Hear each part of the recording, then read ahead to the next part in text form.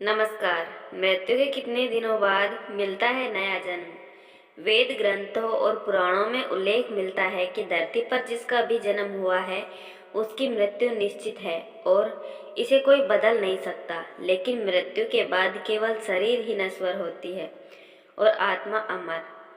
गरुड़ पुराण के अनुसार मृत्यु के बाद शरीर नष्ट हो जाता है, इसलिए उसका अंतिम संस्कार किया जाता है। लेकिन आत्मा अजर अमर है, जो कि कभी नष्ट नहीं होती, बल्कि में एक शरीर का त्याग कर नए शरीर में जन्म लेती है।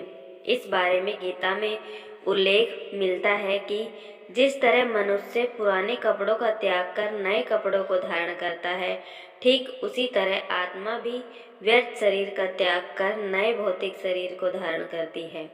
गरुड़ पुराण में मृत्यु, आत्मा और पुनर्जन्म के इसी रहस्य के बारे में विस्तार पूर्वक बताया गया है। इसके बारे में सभी को जरूर जानना चाहिए।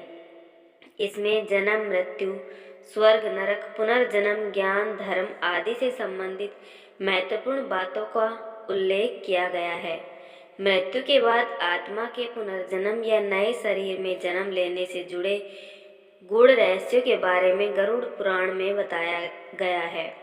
मृत्यु के बाद तुरंत नहीं मिलता नया जन्म। गरुड़ पुराण के अनुसार मृत्यु के बाद आत्मा को तुरंत नया शरीर नहीं मिलता है। कुछ आत्माओं को तो सालों भटकना पड़ता है।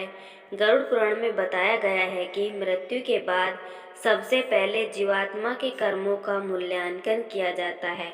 उसके बाद ही नया जन्म निर्धारित होता है। नए जन्म के लिए आत्मा को लग जाता है इतना समय। गरुड़ पुराण में बताया गया है कि जो लोग जीवन भर अच्छे कर्म करते हैं, पुण्य का काम करते हैं, किसी का अहित नहीं करते और जरूरतमंदों की सहायता करते हैं, ऐसे लोगों की आत्मा को तत्काल ही नया जन्म मिल जाता है। लेकिन सभी आत्माएं तत्काल नया जन्म नहीं लेती है।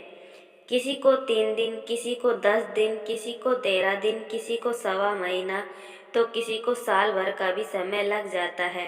यह जीवन काल में व्यक्ति के द्वारा किए कर्मों पर निर्भर करता है। हमारे द्वारा दी गई जानकारी अच्छी लगी हो तो हमारे चैनल को सब्सक्राइब करें। धन्यवाद।